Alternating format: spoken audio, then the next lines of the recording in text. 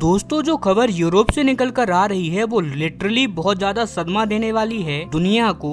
खुद Donald Trump भी आज ये बात पूछ रहे हैं कि ऐसी क्या चीज है जो भारत डीजल में देकर सप्लाई कर रहा है, जो यूरोप के लोग इतने ज्यादा पागल हो गए हैं भारतीय डीजल के लिए। और आंकड़ों को देखने के बाद आप लोग भी चौंक जाओगे और आप लोग भी एक बार को यही पूछोगे कि यार आखिरकार यूरोप के लोग कर क्या रहे हैं। अगर आपको यकीन नहीं आता तो चलिए मैं आपको दिखाता हूँ। दरअसल एक बहुत सिंपल सी बात है जो आप जानते भी होंगे कि अभी भारत रूस का कच्चा तेल एक बहुत बड़ी संख्या में परचेज कर रहा है और हम ज्यादातर रूसी कच्चा तेल खुद इस्तेमाल नहीं करते बल्कि उसका रिफाइन करके, आपको पता ही होगा कि भारत के अंदर बहुत बड़ी बड़ी रिफाइनरीज होती हैं और भारत तमाम कच्चा तेल लेके आता है और अपनी रिफाइनरीज को देता है। और हर एक रिफाइनरीज के अंदर होते हैं बॉयलर्स। अगर आप बॉयलर्स को नहीं समझते तो मैं आपको बता दूं कि ये एक प्रकार का प्रेशर कुकर होता है। इसी के अंदर कच्चे तेल को डाला जाता है और इसे एक मैक्स लेवल पर हीट किया जाता है और जब इसे गर्म किया जाता है तो कच्चा तेल अलग अलग प्रोडक्ट्स में टूटता है और जो सबसे ऊपर वाला प्रोडक्ट होता है वो पेट्रोल होता है, जिसे कि हम सभी लोग अपनी बाइक और कारों में इस्तेमाल करते हैं। पेट्रोल निकालने के बाद हमें मिलता है उसके नीचे डीजल, डीजल के नीचे हमें मिलता है हैवी डीजल। ऐसे ही धीरे धीरे करके जाते जाएंगे तो हमें मोम भी मिलता है नीचे और प्लास्टिक भी हमें इसमें मिलता है। जी हाँ दोस्तों, इसके अलावा टारकोल जिससे सड़कें बनती हैं वो भी हमें इससे मिलता है और इन सब चीजों को भारत निकालता है और निकाल कर दुनिया तमाम के देशों को बेचता है। लेकिन हर एक देश का कच्चा तेल एक अलग तरीके से बिहेव करता है। जैसे कि अरब देशों का कच्चा तेल बहुत ज्यादा हल्का होता है, इसीलिए उसे रिफाइन करने का प्रोसेस बहुत ही ज्यादा सिंपल होता है। दुनिया का कोई भी छोटा मोटा देश भी उसे रिफाइन कर सकता है। लेकिन जो रशियन कच्चा तेल होता है उसे कहते हैं रशियन उराल और वो थोड़ा सा हैवी होता है। इसके अंदर सल्फर की मात्रा भी बहुत पाई जाती है और इसे रिफाइन करने का जो प्रोसेस है वो बहुत ज्यादा कॉम्प्लेक्स होता है। इसके अलावा अगर हम बात करें वेनेजुएला के कच्चे तेल की तो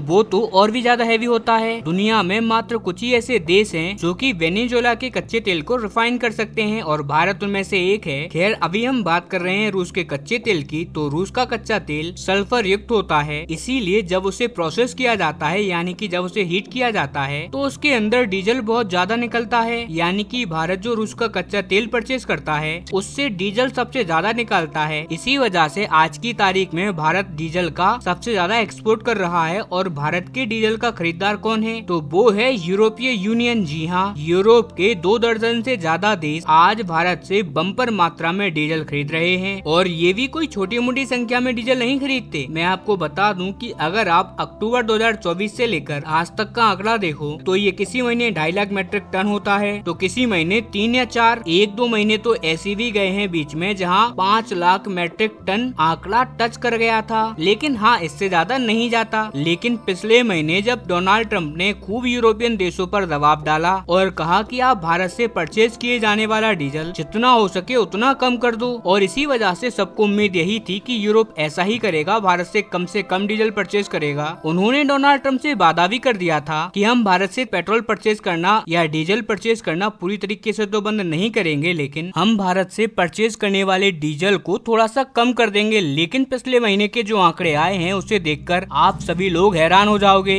यूरोप जो कि अभी तक 2, 2.5 या 5 lakh metric ton diesel purchase कर रहा था, उसने लास्ट 1 सितंबर में ही इतिहास के सारे रिकॉर्ड ध्वस्त कर दिए हैं। और ये रहा आपके सामने सितंबर महीने का आंकड़ा। इसमें साफ साफ बताया है कि लगभग 15 लाख मेट्रिक टन के आसपास जा पहुंचा है ये आंकड़ा। ऑलमोस्ट 1.5 मिलियन मेट्रिक टन हमने एक्सपोर्ट कर डाला है, वो भी मात्र 1 महीने में। और ये कितना ज्यादा है तो आप इससे पिछले 3 महीनों का भी अगर टोटल देखोगे, यानी कि जून, जुलाई और अगस्त के महीने के एक्सपोर्ट को अगर आप जोड़ भी लोगे तो भी ये इसके आसपास में नहीं भटकेगा। अब आप इसी से अंदाजा लगा लीजिए कि यूरोप इस टाइम पर कितनी भयंकर क्वांटिटी में भारत से डीजल परचेज कर रहा है। लग तो ऐसा रहा है कि डोनाल्ड ट्रम्प की धमकी उल्टी पड़ रही है। इसीलिए अब अमेरिका के लोग इस जबरदस्त उछाल को देखकर यही कह रहे हैं कि आखिरकार भारत मिला क्या रहा है अपने डीजल में, जो यूरोप इतना ज्यादा आकर्षित हो रहा है भारत की तरफ और भारत से इतना ज्यादा डीजल परचेज कर रहा है। दरअसल ये तो एक्स्ट्रा ऑर्डिनरी क्वांटिटी है। उन्हें समझ ही नहीं आ रहा कि यूरोप के लोग कर क्या रहे हैं इतने डीजल का।